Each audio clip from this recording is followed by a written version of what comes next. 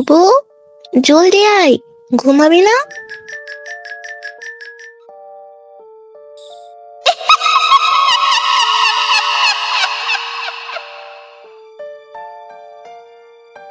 এই বিল্লি, কে তুই? সর আমার সামনে থেকে। আমি বুবু দা বিল্লি, আর আমি থাকতে রুহির কিচ্ছু হতে দেব না। ও বাবা, তাই নাকি? দেখ তোর রুহির স্বপ্নে এখন আমি কি করি।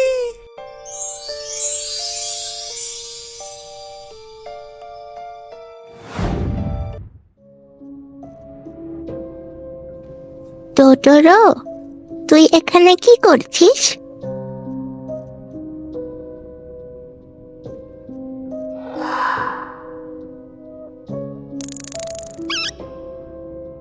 ও,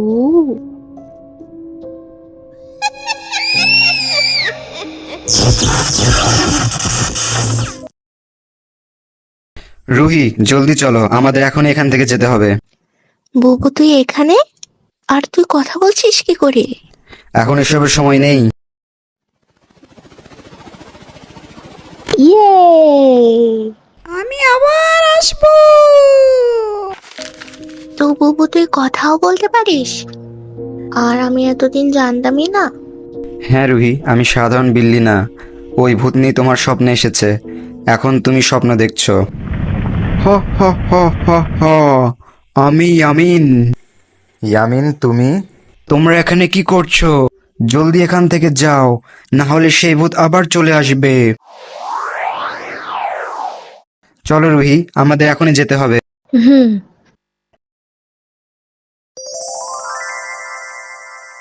এ কি, মানে আমি এতক্ষণ সত্যি স্বপ্ন দেখছিলাম? স্বপ্নে দেখছিলাম তুই কথা বলছিস। কি সুন্দর সকাল।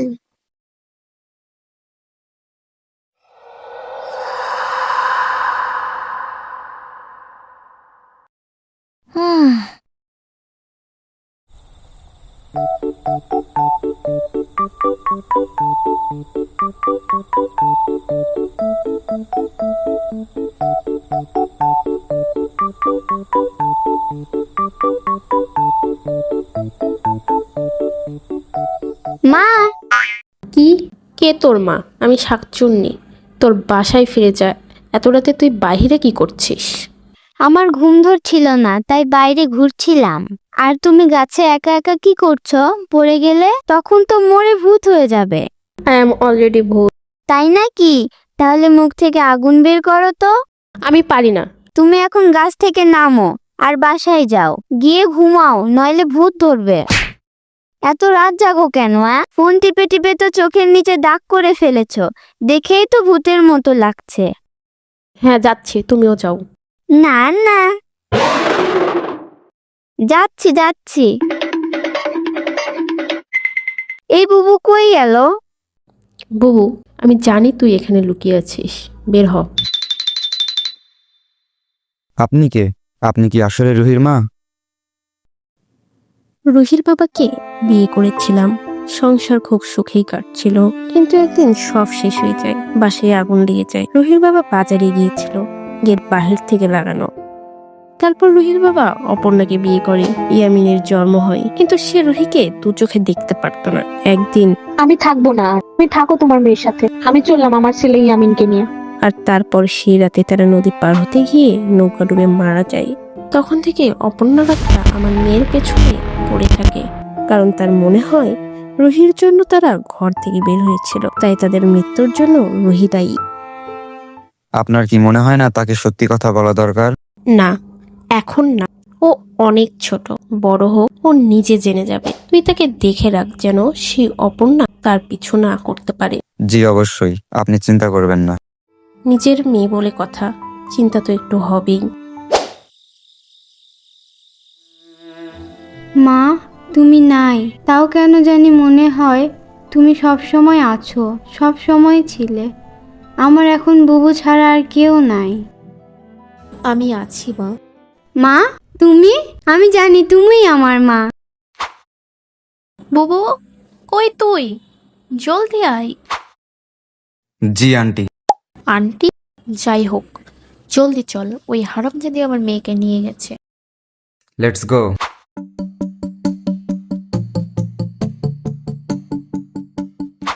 রুহি, এখন তোকে কে আসবে বাঁচাতে? এটা অভিশপ্ত জায়গা, এখানে কোনো ভূত ছাড়া কেউ পারবে না আসতে। তোর বুবু কি করে আসবে? আমার বুবু ঠিক আসবে, কারণ আমার মা সেও ভূত তোমার মতো।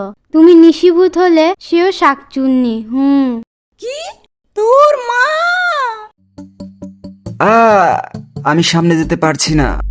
ওই জায়গা অভিশপ্ত, কালো জাদু দিয়ে বানিয়েছে ওই নিশিভূত। কিন্তু আমার কাছে এসব চলবে না, কারণ তার আগে আমি ভূত হয়েছিলাম, তাই আমার অভিজ্ঞতা তার চেয়ে বেশি।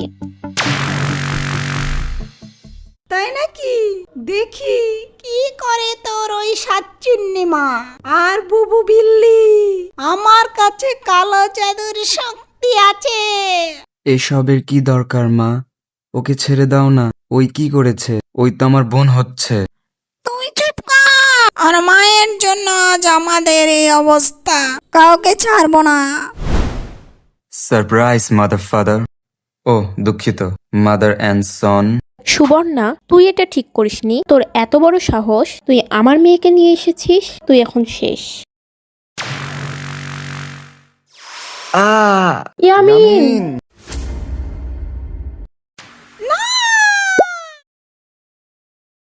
তোর খেলা শেষ নিশি, তোকে এখন এই বোতলে থাকতে হবে। এখন আমি চললাম। মা, তুমি চলে যাবে, আমি আবার একা হয়ে যাব। আমি আবার আসবো মা। তুমি একা কে বলেছে? তোমার সাথে বুবু তো আছে। তাহলে এখন আমি আসি।